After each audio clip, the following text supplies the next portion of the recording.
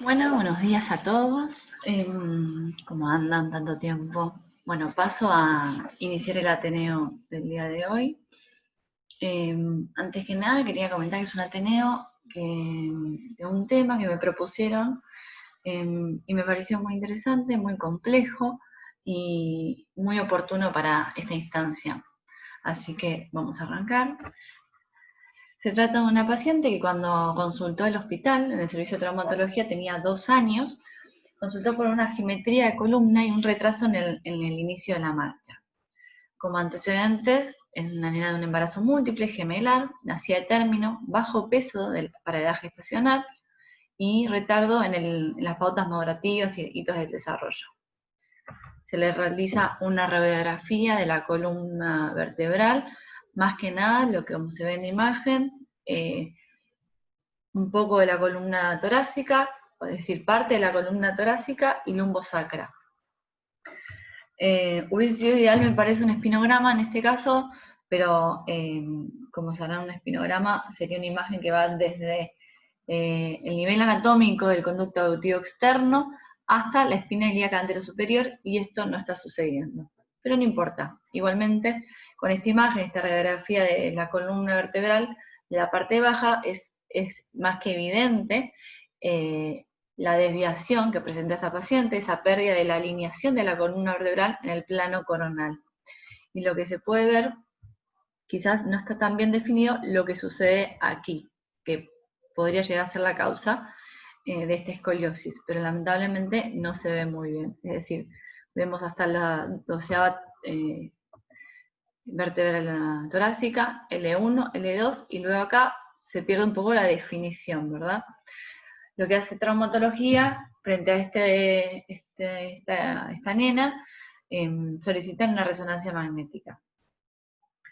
La nena, entre que tuvo esta consulta con traumatología hasta la fecha que se hizo la resonancia magnética, volvió a consultar al hospital por presentar una alteración a nivel del codo izquierdo, haber presentado edema intermitente, no doloroso, de varias semanas de evolución.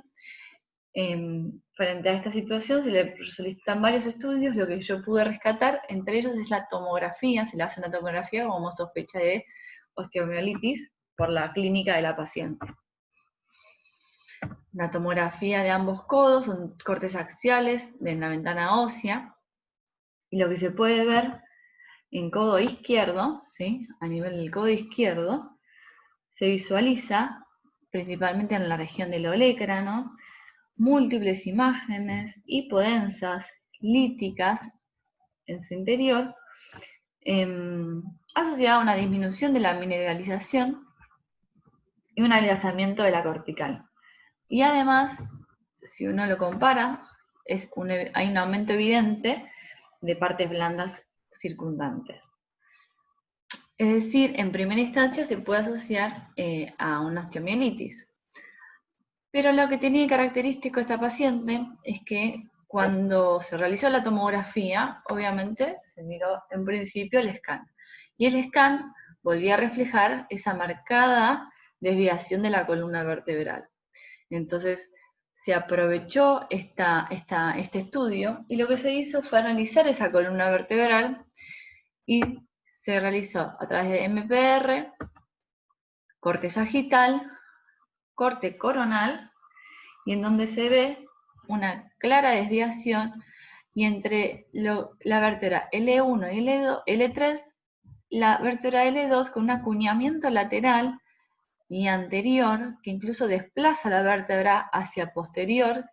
No impresiona comprometer el canal medular, pero sin embargo sí hay un desplazamiento posterior y un acuñamiento lateral que impresiona una hemivértebra. En la reconstrucción 3D, acá se ve más lindo, más claro, esta hemivértebra, que incluso la última vértebra torácica, la 12ª vértebra, está incluso un poquito inclinada. Luego esta paciente finalmente se logra realizar la resonancia magnética,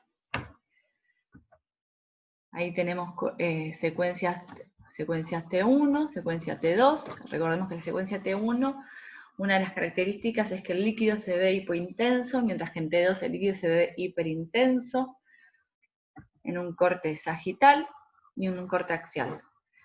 En todos los cortes se puede apreciar esta desviación de la columna con la hemivértebra, y además se ve en T2, es más evidente el cambio de intensidad tanto en la vértebra superior como en la inferior, en el E1 y el E2, acompañado de un cambio de intensidad a nivel paravertebral que impresiona ser una colección y compromiso del psoas derecho a este nivel. En el corte sagital, ¿sí?, en la secuencia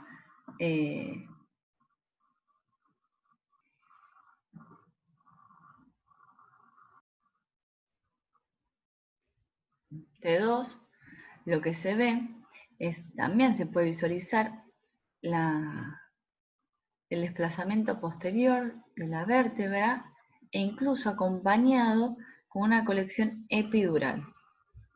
Lo mismo en el corte axial, en la región derecha, el compromiso del psoas con el cambio de intensidad, con la hiperintensidad marcada a este nivel. La paciente, luego que se hace este estudio, lamentablemente desaparece.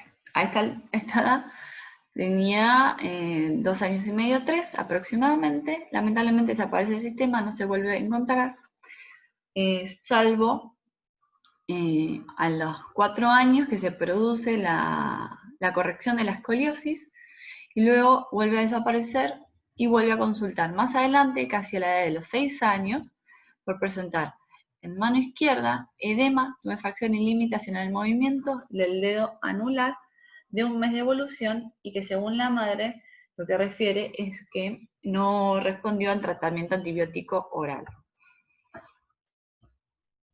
Así lucía la mano de la nena. Obviamente frente a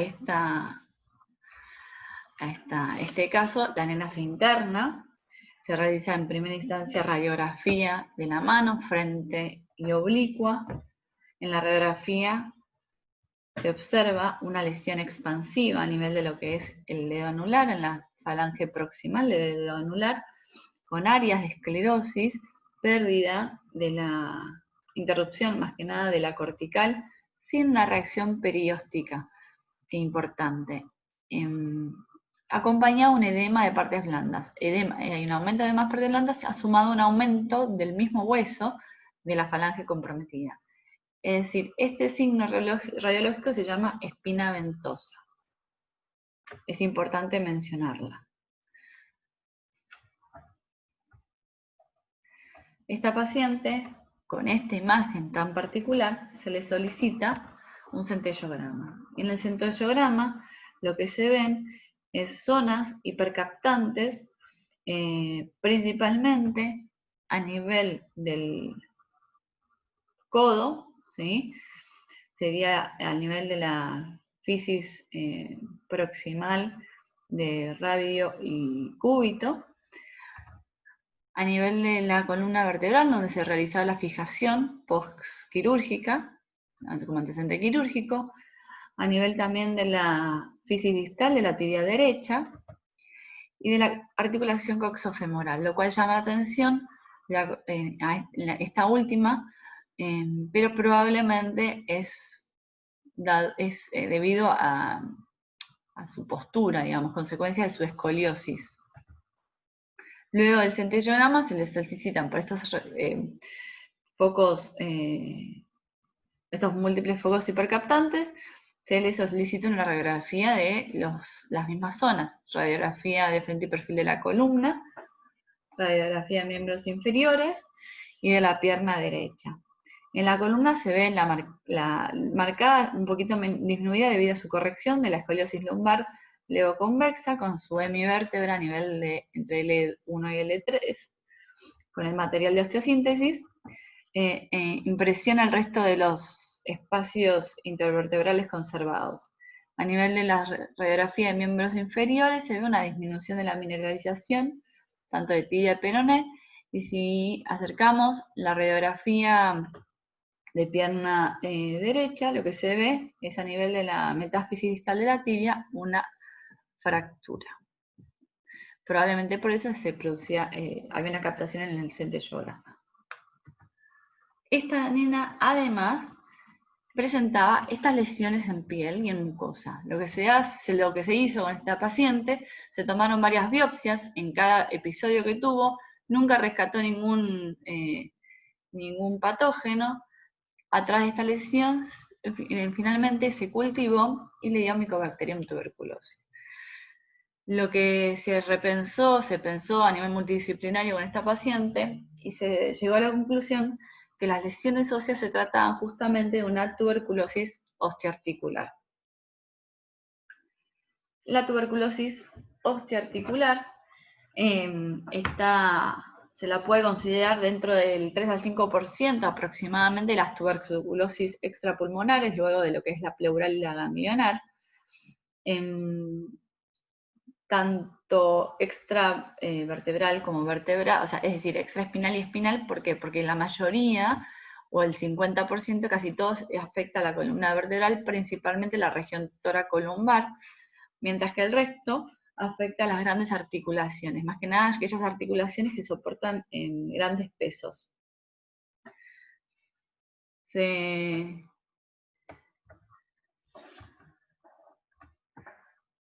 Perdón. Ahí vamos. A veces se tiene, es decir, el origen de la infección, en principio, es un origen incierto, generalmente secundario a una tuberculosis pulmonar que se disemina, pero la realidad es que en el momento del diagnóstico el 30%, como mucho, tienen imagen patológica a nivel pulmonar, el resto no lo tiene. Se hace la diseminación a través, por vía hematógena principalmente, a través de los vasos subsinoviales, y la característica que tiene es que los signos radiológicos que se pueden identificar, que no son patognomónicos de tuberculosis, pero sí orientativos, es bien precoz, hablamos de una disminución del espacio articular, una osteopenia regional y un aumento de la densidad de partes blandas. Si la enfermedad progresa, se pueden observar hipertrofia y formación de tejido de granulación en sinovial con derrame articular y en última instancia erosión ósea. Uno de los signos radiológicos que es muy interesante de conocer, esta es una imagen del Lancet Journal 2018, es importante porque es interesante conocer esta tríada de Femister que involucra erosiones marginales, osteopenia periarticular y disminución del espacio articular. Lo mismo, no es patognomónico de tuberculosis, pero sí está bueno conocer esta tríada y aplicarlo quizás en cada lesión óseas que vemos, a ver si condice o no con la misma. En cuanto a lo que es la tuberculosis osteoarticular vertebral, la mayor o la principal es la llamada espondilitis tuberculosa o enfermedad de Pott o mal de Pott.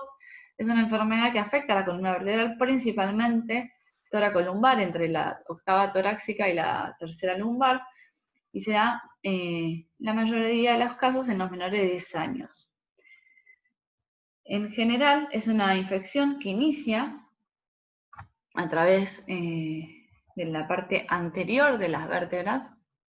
Este es un esquema un poquito orientativo. Inicia desde la región anterior del cuerpo vertebral y que va propagándose, y puede suceder que si afecta un cuerpo vertebral, el disco intervertebral quizás no se afecta, pero se afecta las dos vértebras. Lo que sucede es que se interrumpe la nutrición del disco intervertebral, recordemos que el mismo es avascular, entonces que se nutre por difusión. Si estas dos vértebras se empiezan a lesionar, se interrumpe la irrigación del disco, se genera la deshidratación, el colapso del mismo, y esto hace la consecuente cifosis, es decir, colapso de ambos cuerpos vertebrales, y empieza con la jiba, la cifosis y la jiba que se va formando en la columna vertebral.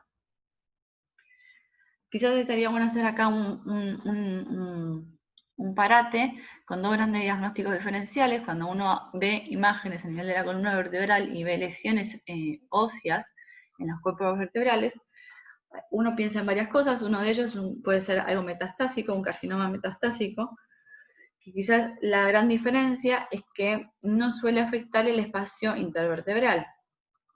Afecta más que nada el cuerpo vertebral y no genera una estrechez del espacio. Y por otro lado, la espondilitis piógena, que a diferencia de la espondilitis tuberculosa, lo que tiene es mayor esclerosis reactiva y mayor reacción periostal local. Y no se caracteriza tanto por tener quizás una diseminación a nivel paravertebral, cosa que la tuberculosis, la espondilitis tuberculosa, además de afectar, puede afectar varios cuerpos vertebrales, también puede diseminarse hacia los costados. Un poquito lo que estábamos diciendo.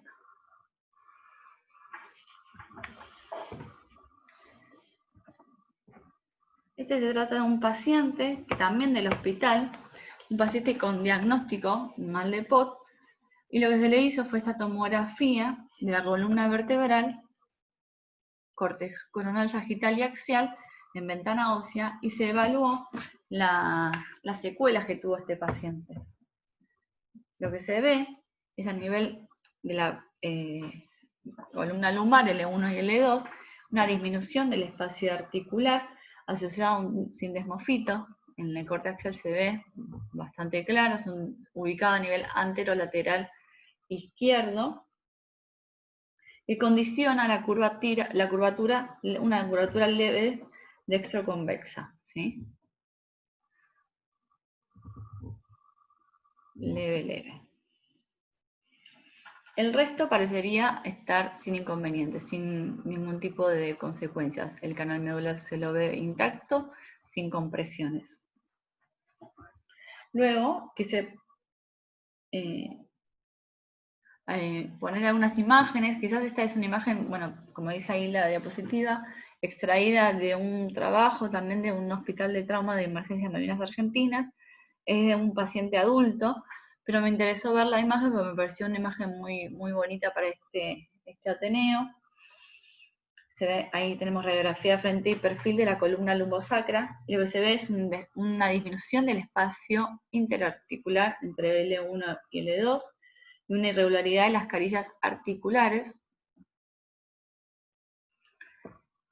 A este mismo paciente se le realizó una tomografía en un corte coronal, sagital y axial, y es muy similar a la de nuestro paciente. Se ve una imagen lítica a nivel axial del cuerpo vertebral, y en todos los cortes se los puede evidenciar.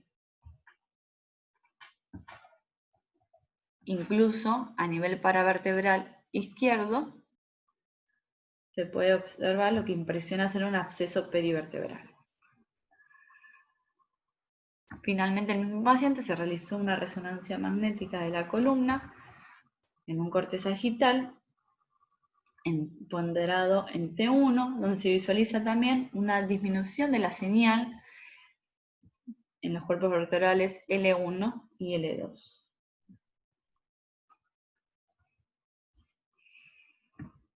Esta es una imagen de un paciente pediátrico, es del Pediatric Radiology 2017. Es un paciente de 2 años que después de caer de 1,5 metros, empezó con mucha molestia a nivel de la columna, y lo que se ve claramente entre T12 y L1, columna toracolumbar, una espondilodicitis, donde está la flecha, acompañado o asociado a un absceso paravertebral. En el nivel sagital se observa como esta misma lesión está desplazándose a nivel posterior y generando una compresión de la médula. Este es otro paciente de 15 años con diagnóstico de tuberculosis, artritis tuberculosa, y lo que me pareció interesante es que acá se aplica la tríada de Phemister, donde habla del estrechamiento del espacio articular, de la erosión articular de la cadera izquierda y una osteopenia uniforme.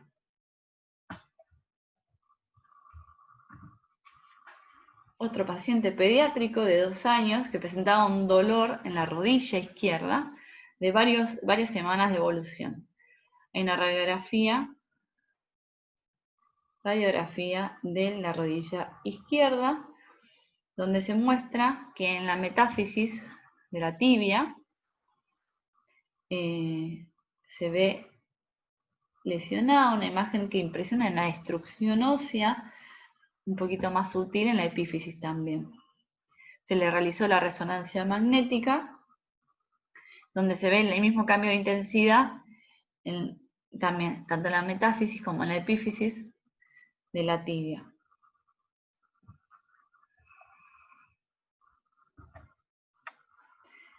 Este es otro paciente de 2 años de edad, que estaba cursando un dolor en la cadera de varios meses de evolución. Se le solicitó una radiografía anteroposterior de la cadera y lo que se ve es que a nivel de la metáfisis proximal y de la epífisis del fémur se ven lesiones osteolíticas características de esta patología. Cuando se le realiza la resonancia magnética en un corte coronal, en T1 con contraste, a nivel de la cabeza del fémur se ve como tras el contraste se realzan los bordes, demostrando la presencia de un absceso.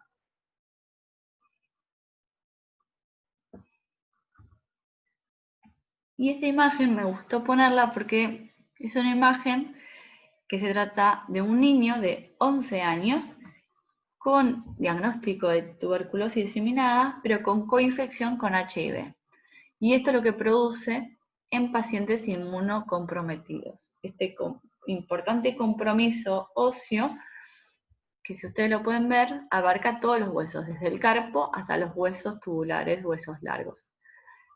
Esta es una imagen del brazo izquierdo, donde muestra también múltiples lesiones quísticas, óseas, osteolíticas, que afectan a todo el hueso.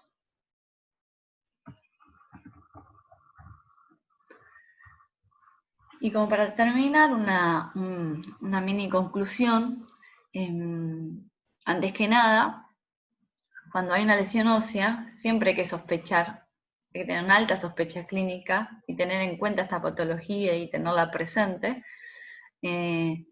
Puede ser erróneamente diagnosticada por muchos factores, hay muchos diagnósticos diferenciales que hay que tener en cuenta. Y hay que también destacar que no porque haya cultivos negativos se tiene que descartar la enfermedad. Hay que recordar que en pediatría es muy complicado tener cultivos positivos, en principio porque son paucibacilares, segundo porque además en estos casos se necesitan biopsias, tomas de muestras, y es doloroso y quizás la madre se niega, entonces hay muchas cosas que hay que considerar y por lo cual hace complicado el diagnóstico definitivo de la enfermedad. Recordemos siempre que los estudios complementarios inicialmente arrancan con una radiografía simple, que si bien puede ser inespecífica, es bastante orientativa. Y a partir de ahí probablemente se pide una tomografía que nos permite ver mejor los detalles óseos y las lesiones, y también nos sirven de guía para las biopsias. Y finalmente el gold estándar para estas patologías es la resonancia magnética, que es de elección porque nos permite ver tanto la parte ósea, quizás la tomografía es mejor a nivel óseo, pero la parte de resonancia nos permite ver además las partes blandas circundantes, el compromiso de la columna, del cordón medular, la presencia de abscesos, e incluso nos permiten ver cambios más precoces con respecto a lo que una radiografía nos puede mostrar.